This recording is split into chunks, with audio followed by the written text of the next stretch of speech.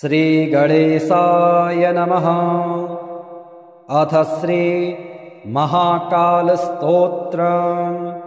ॐ महाकाल महाकाय महाकाल जगदपते महाकाल महायोगिन् महाकाल नमोस्तुते।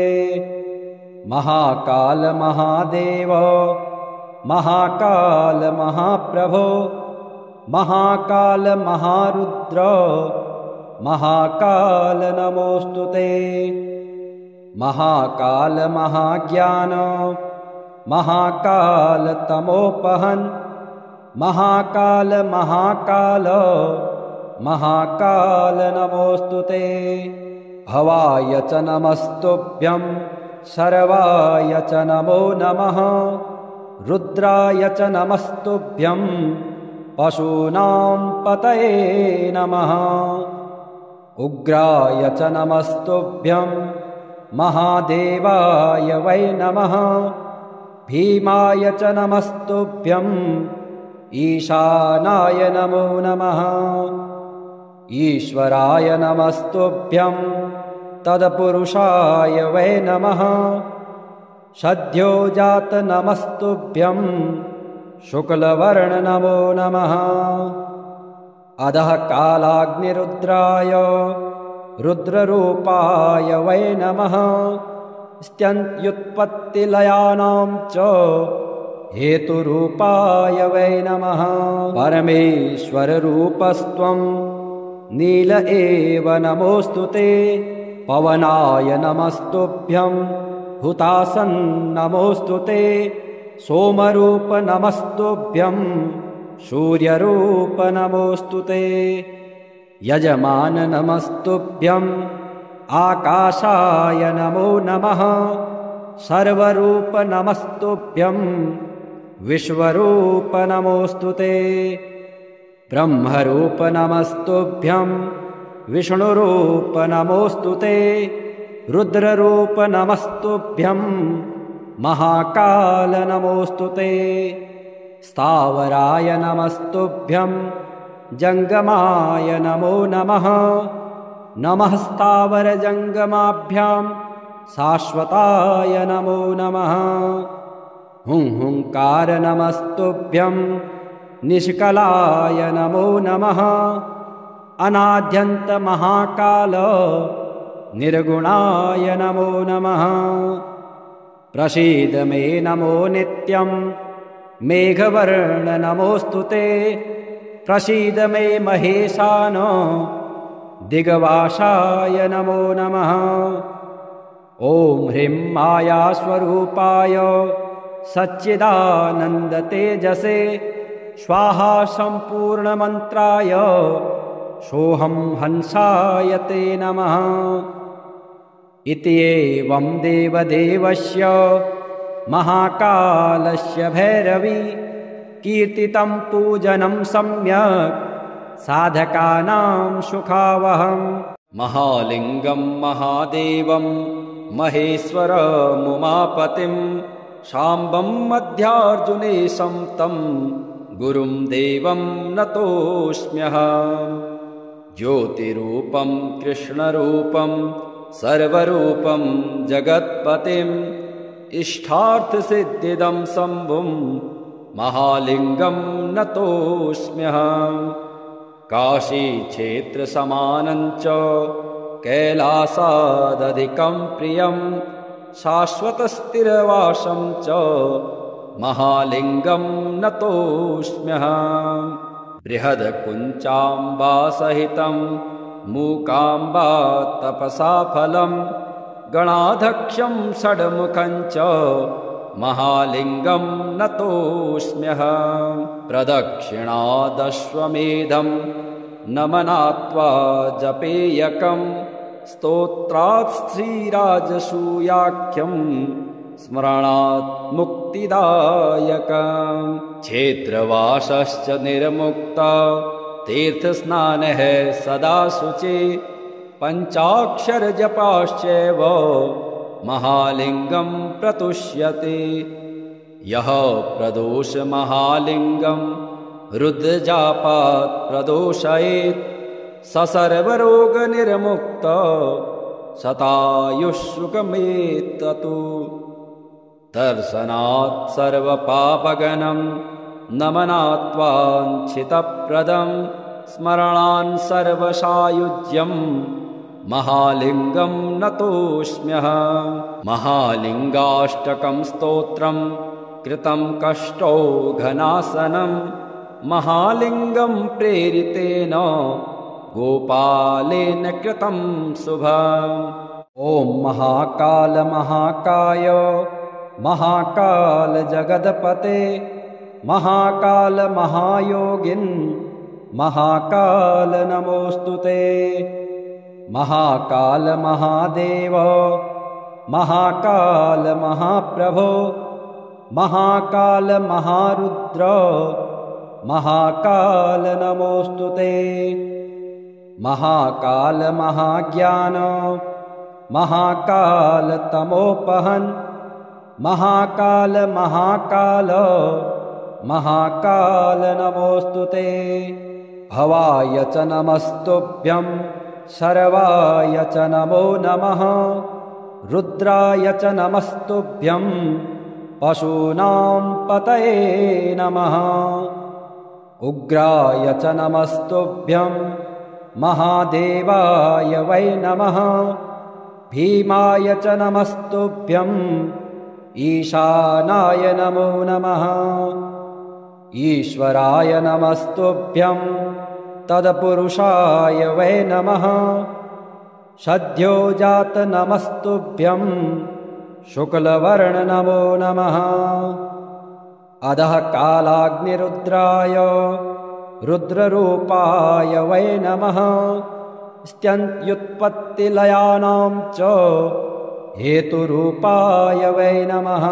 परमेश्वररूपस्त्वं नील एव नमोस्तुते पवनाय नमस्तुभ्यं हुतासन् नमोस्तुते सोमरूप नमस्तुभ्यं सूर्यरूप नमोस्तुते यजमान नमस्तुभ्यं आकाशाय नमो नमः सर्वरूप नमस्तुभ्यं विश्वरूप नमोस्तुते ब्रह्मरूप नमस्तुभ्यं विष्णुरूप नमोस्तुते रुद्ररूप नमस्तुभ्यं महाकाल नमोस्तुते स्थावराय नमस्तुभ्यं जङ्गमाय नमो नमः नमः स्थावरजङ्गमाभ्यां शाश्वताय नमो नमः हुंकार नमस्तुभ्यं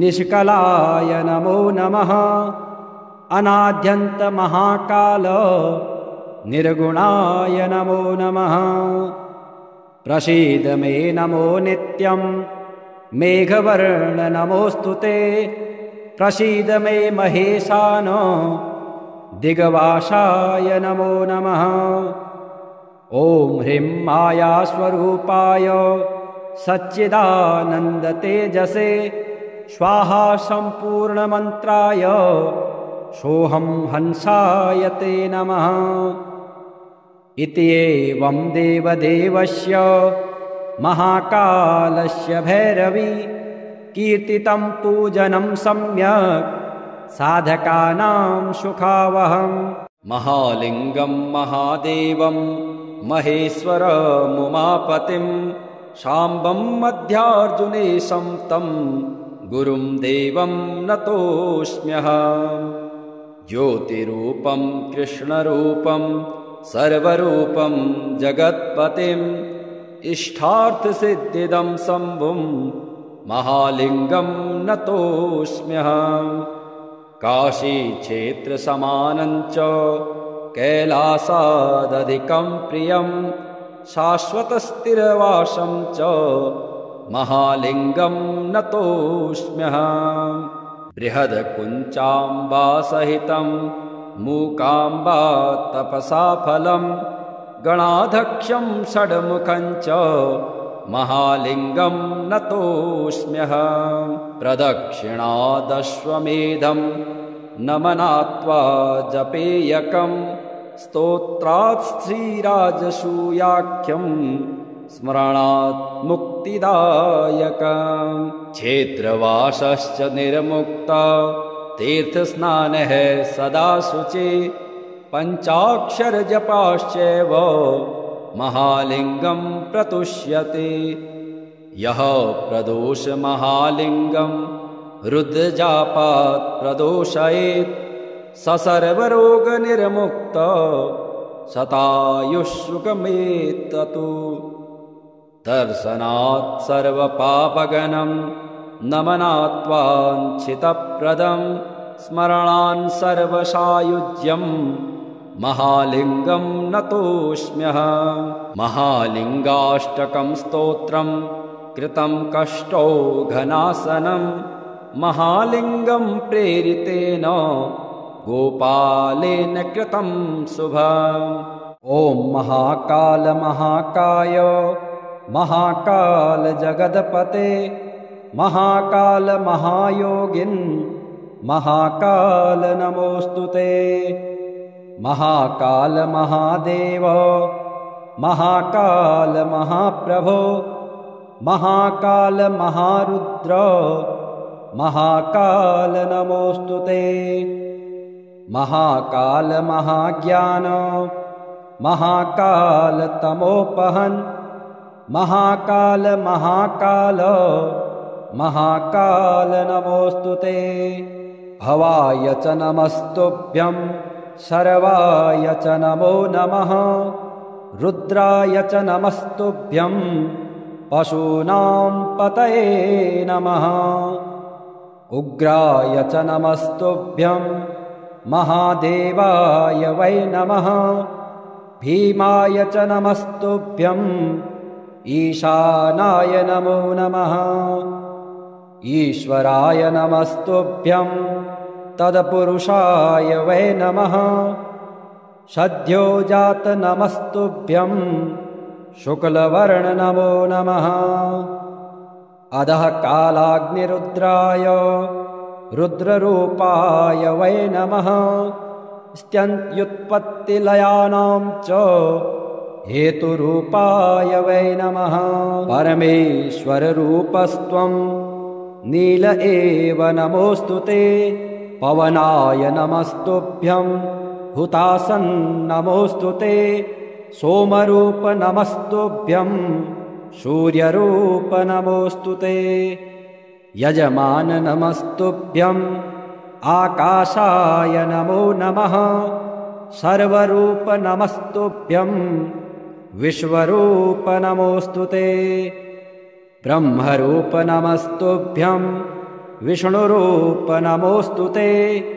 रुद्ररूप नमस्तुभ्यं महाकाल नमोऽस्तुते स्थावराय नमस्तुभ्यं जङ्गमाय नमो नमः नमः स्थावरजङ्गमाभ्यां शाश्वताय नमो नमः हुंकार नमस्तुभ्यं निष्कलाय नमो नमः अनाद्यन्त महाकाल निर्गुणाय नमो नमः प्रसीद मे नमो नित्यं मेघवर्ण नमोऽस्तुते प्रसीद मे महेशान दिग्वासाय नमो नमः ॐ ह्रीं मायास्वरूपाय सच्चिदानन्दतेजसे स्वाहा सम्पूर्णमन्त्राय सोऽहं हंसाय ते नमः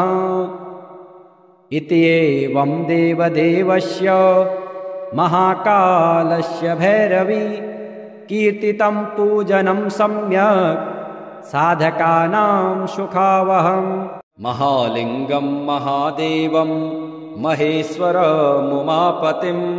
शाम्बं मध्यार्जुनेशं तं गुरुं देवं नतोऽस्म्यहम् ज्योतिरूपं कृष्णरूपं सर्वरूपं जगत्पतिम् इष्टार्थसिद्धिदं शम्भुं महालिङ्गं नतोऽस्म्यहम् काशीक्षेत्रसमानं च कैलासादधिकं प्रियं शाश्वतस्थिरवासं च महालिङ्गं नतोऽस्म्यहम् बृहद्कुञ्चाम्बासहितं मूकाम्बा तपसा फलं गणाध्यक्षं षड्मुखं च महालिङ्गं नतोऽस्म्यहम् प्रदक्षिणादश्वमेधं नमनात्वा जपेयकं स्तोत्रात् श्रीराजसूयाख्यं स्मरणात् मुक्तिदायकम् क्षेत्रवासश्च निर्मुक्ता तीर्थस्नानः सदा शुचि पञ्चाक्षरजपाश्चैव महालिङ्गं प्रतुष्यति यः प्रदोष महालिङ्गं रुद्रजापात् प्रदोषयेत् स सर्वरोगनिर्मुक्त शतायुष्सुखमेततु दर्शनात् सर्वपापगनं नमनात्वाञ्छितप्रदं स्मरणान् सर्वसायुज्यं महालिङ्गं नतोऽस्म्यहम् महालिङ्गाष्टकं स्तोत्रं कृतं कष्टौ घनासनं महालिङ्गं प्रेरितेन गोपालेन कृतं शुभम् ॐ महाकाल महाकाय महाकाल जगदपते महाकाल महायोगिन् महाकाल नमोस्तुते महाकाल महादेव महाकाल महाप्रभो महाकाल महारुद्र महाकाल नमोस्तुते महाकाल महाज्ञान महाकाल तमोपहन् महाकाल महाकाल महाकाल नमोस्तुते भवाय च नमस्तुभ्यं सर्वाय च नमो नमः रुद्राय च नमस्तुभ्यं पशूनां पतये नमः उग्राय च नमस्तुभ्यं महादेवाय वै नमः भीमाय च नमस्तुभ्यं ईशानाय नमो नमः ईश्वराय नमस्तुभ्यं तत्पुरुषाय वै नमः सद्योजात नमस्तुभ्यं शुक्लवर्ण नमो नमः अधः कालाग्निरुद्राय रुद्ररूपाय वै नमः स्त्यन्त्युत्पत्तिलयानां च हेतुरूपाय वै नमः परमेश्वररूपस्त्वं नील एव नमोस्तुते पवनाय नमस्तुभ्यं हुतासन् नमोस्तुते सोमरूप नमस्तुभ्यं सूर्यरूप नमोस्तुते यजमान नमस्तुभ्यं आकाशाय नमो नमः सर्वरूप नमस्तुभ्यं विश्वरूप नमोस्तुते ब्रह्मरूप नमस्तुभ्यं विष्णुरूप नमोस्तुते रुद्ररूप नमस्तुभ्यं महाकाल नमोस्तुते स्थावराय नमस्तुभ्यं जङ्गमाय नमो नमः नमः स्थावरजङ्गमाभ्यां शाश्वताय नमो नमः हुंकार नमस्तुभ्यं निष्कलाय नमो नमः अनाद्यन्त महाकाल निर्गुणाय नमो नमः प्रसीद मे नमो नित्यं मेघवर्ण नमोस्तुते प्रसीद मे महेशान दिग्वासाय नमो नमः ॐ ह्रीं मायास्वरूपाय सच्चिदानन्दतेजसे स्वाहा सम्पूर्णमन्त्राय सोऽहं हंसाय ते नमः इति एवं देवदेवस्य महाकालस्य भैरवी कीर्तितं पूजनं सम्यक् साधकानां सुखावहम् महालिङ्गं महादेवं महेश्वरमुमापतिं शाम्बं मध्यार्जुनेशं तं गुरुं देवं नतोऽस्म्यहम् ज्योतिरूपं कृष्णरूपं सर्वरूपं जगत्पतिम् इष्टार्थसिद्धिदं शम्भुं महालिङ्गं नतोऽस्म्यहम् काशीक्षेत्रसमानं च कैलासादधिकं प्रियं शाश्वतस्थिरवासं च महालिङ्गं नतोऽस्म्यहम् बृहद्कुञ्चाम्बासहितं मूकाम्बा तपसा फलं गणाध्यक्षं षड्मुखं च महालिङ्गं नतोऽस्म्यहम् प्रदक्षिणादश्वमेधं नमनात्वा जपेयकं स्तोत्रात् श्रीराजसूयाख्यं स्मरणात् मुक्तिदायकम् क्षेत्रवासश्च निर्मुक्ता तीर्थस्नानः सदा शुचि पञ्चाक्षरजपाश्चैव महालिङ्गं प्रतुष्यते यः प्रदोष महालिङ्गं रुद्रजापात् प्रदोषयेत् स सर्वरोगनिर्मुक्त शतायुष्सुखमेततु दर्शनात् सर्वपापगनं नमनात्वाञ्छितप्रदं स्मरणान् सर्वसायुज्यं महालिङ्गं नतोऽस्म्यहम् महालिङ्गाष्टकं स्तोत्रं कृतं कष्टौ घनासनं महालिङ्गं प्रेरितेन गोपालेन कृतं शुभम् ॐ महाकाल महाकाय महाकाल जगदपते महाकाल महायोगिन् महाकाल नमोस्तुते महाकाल महादेव महाकाल महाप्रभो महाकाल महारुद्र महाकाल नमोस्तुते महाकाल महाज्ञान महाकाल तमोपहन् महाकाल महाकाल महाकाल नमोस्तुते भवाय च नमस्तुभ्यं शर्वाय च नमो नमः रुद्राय च नमस्तुभ्यं पशूनां पतये नमः उग्राय च नमस्तुभ्यं महादेवाय वै नमः भीमाय च नमस्तुभ्यं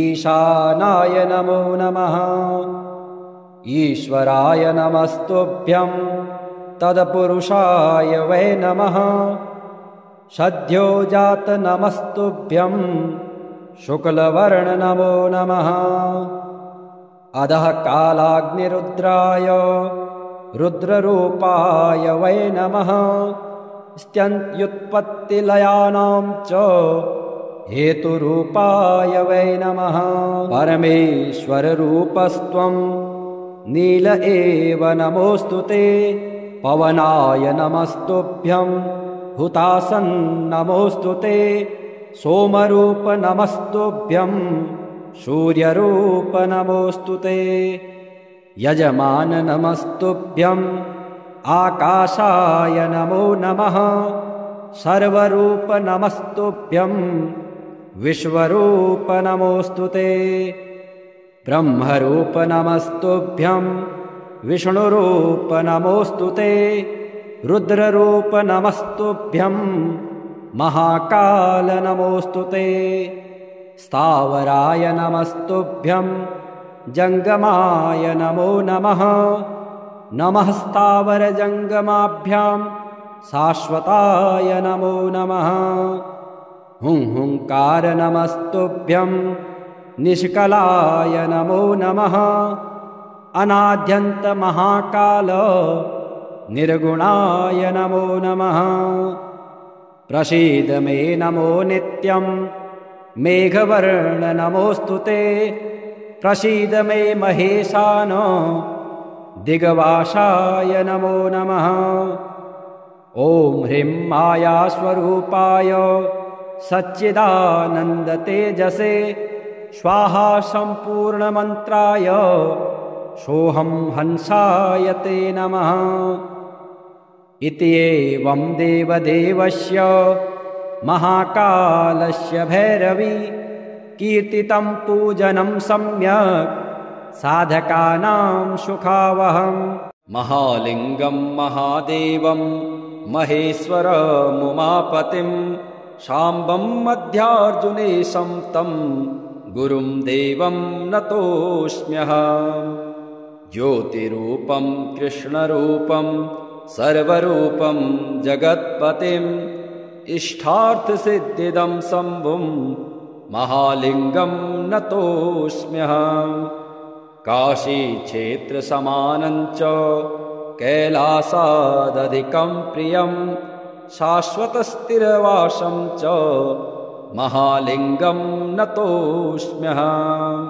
बृहद्कुञ्चाम्बासहितं मूकाम्बा तपसा फलं गणाध्यक्षं षड्मुखं च महालिङ्गं नतोऽस्म्यहम्। प्रदक्षिणादश्वमेधं नमनात्वा जपेयकं स्तोत्रात् श्रीराजसूयाख्यं स्मरणात् मुक्तिदायकम्।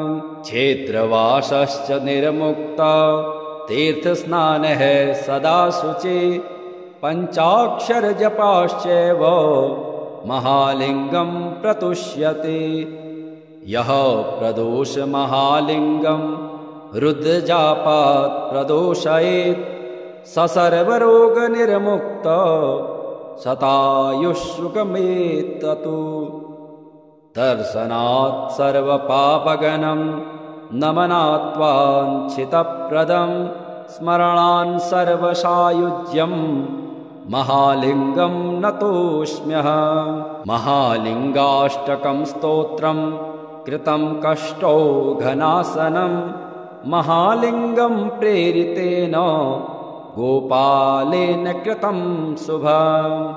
ॐ महाकाल महाकाय महाकाल जगदपते महाकाल महायोगिन् महाकाल नमोऽस्तुते। महाकाल महादेव महाकाल महाप्रभो महाकाल महारुद्र महाकाल नमोऽस्तुते। महाकाल महाज्ञान महाकाल तमोपहन् महाकाल महाकाल महाकाल नमोऽस्तुते। भवाय च नमस्तुभ्यं शर्वाय च नमो नमः रुद्राय च नमस्तुभ्यं पशूनां पतये नमः। उग्राय च नमस्तुभ्यं महादेवाय वै नमः। भीमाय च नमस्तुभ्यं ईशानाय नमो नमः। ईश्वराय नमस्तुभ्यं तत्पुरुषाय वै नमः। सद्योजात नमस्तुभ्यं शुक्लवर्ण नमो नमः। अधः कालाग्निरुद्राय रुद्ररूपाय वै नमः। स्त्यन्त्युत्पत्तिलयानां च हेतुरूपाय वै नमः। परमेश्वररूपस्त्वं नील एव नमोऽस्तुते। पवनाय नमस्तुभ्यं हुतासन् नमोऽस्तुते। सोमरूप नमस्तुभ्यं सूर्यरूप नमोऽस्तुते। यजमान नमस्तुभ्यं आकाशाय नमो नमः। सर्वरूप नमस्तुभ्यं विश्वरूप नमोऽस्तुते। ब्रह्मरूप नमस्तुभ्यं विष्णुरूप नमोऽस्तुते। रुद्ररूप नमस्तुभ्यं महाकाल नमोऽस्तुते। स्थावराय नमस्तुभ्यं जङ्गमाय नमो नमः। नमः स्थावरजङ्गमाभ्यां शाश्वताय नमो नमः। हुंकार नमस्तुभ्यं निष्कलाय नमो नमः अनाद्यन्त महाकाल निर्गुणाय नमो नमः प्रसीद मे नमो नित्यं मेघवर्ण नमोस्तुते प्रसीद मे महेशान दिग्वासाय नमो नमः ॐ ह्रीं मायास्वरूपाय सच्चिदानन्दतेजसे स्वाहा सम्पूर्णमन्त्राय सोऽहं हंसाय ते नमः इति एवं देवदेवस्य महाकालस्य भैरवी कीर्तितं पूजनं सम्यक् साधकानां सुखावहम् महालिङ्गं महादेवं महेश्वरमुमापतिं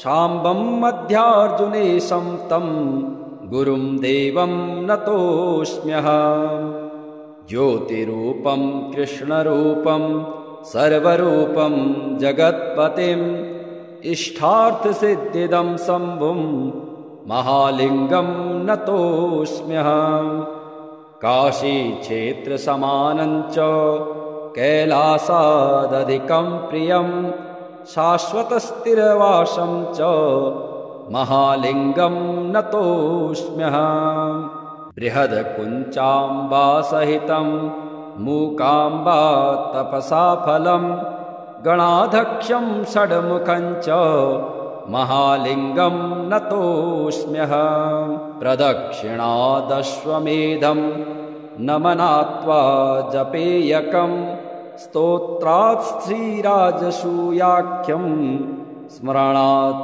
मुक्तिदायकम् क्षेत्रवासश्च निर्मुक्ता तीर्थस्नानः सदा शुचि पञ्चाक्षरजपाश्चैव महालिङ्गं प्रतुष्यति यः प्रदोष महालिङ्गं रुद्रजापात् प्रदोषयेत् स सर्वरोगनिर्मुक्त शतायुष्सुखमेततु